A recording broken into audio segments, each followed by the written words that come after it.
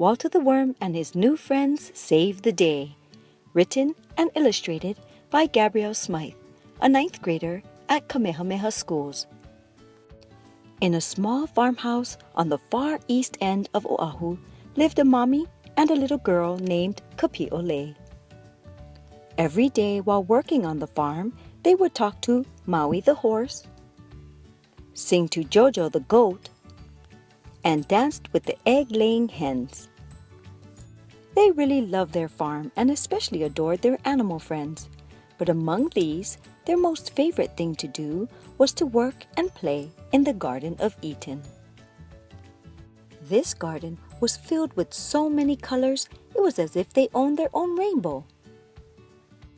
Their tomatoes were as big as beach balls, and their carrots as long as Uncle Kimo's big rubber slippers. Bees buzzed, butterflies fluttered, and dragonflies joyfully bounced about.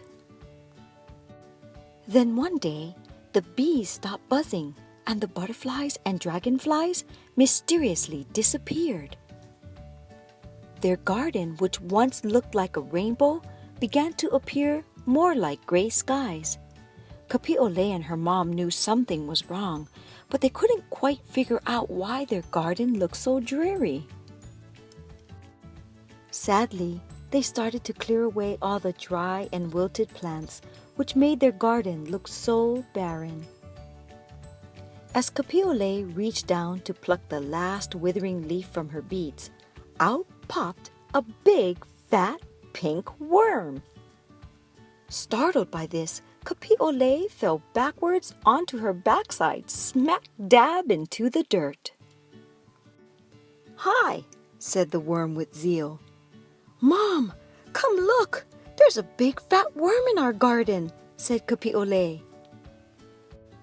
Her mother raced over to where she sat in the soil and saw the biggest, fattest, juiciest worm she had ever seen. "Hi," the worm said again. Aloha," uttered Kapi'olei as she glanced at her mom in disbelief. "My name is Waltah, Waltah the Worm. Who are you?" "My name is Kapi'olei, and this is my mom. What are you doing in our garden?" asked Kapi'olei.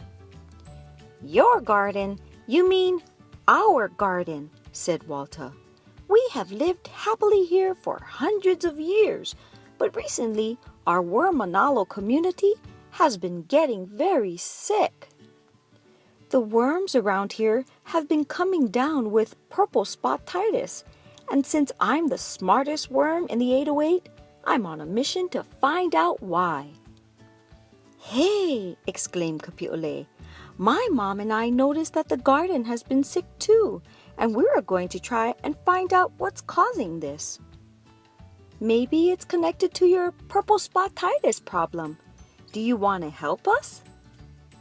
"Sure," said Waltah enthusiastically. Just then, over the hill beyond the row of the mango trees, they saw a man dressed in black holding a spray bottle that read, "Weed Killer, Danger." "Oh no," said Kapi'olei's mom. "That man is using a poisonous product on our land. I bet that's what's been affecting our garden."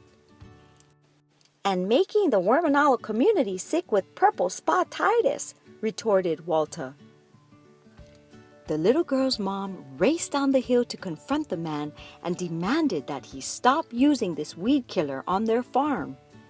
She sure must have had some sort of superpower, because the man with the poison never returned again.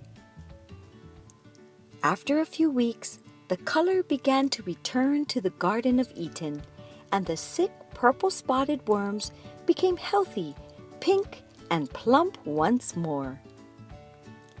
"Thank you so much for helping our community. You are truly our heroes," said Waltah. "A'ole pilikia," exclaimed Kapi'olei. "We saved the day together, and after all, it is our job to take care of the Aina. Because we know that in return, it will take care of us," said Kapi'olei's mom. That's right, said Waltah. The end.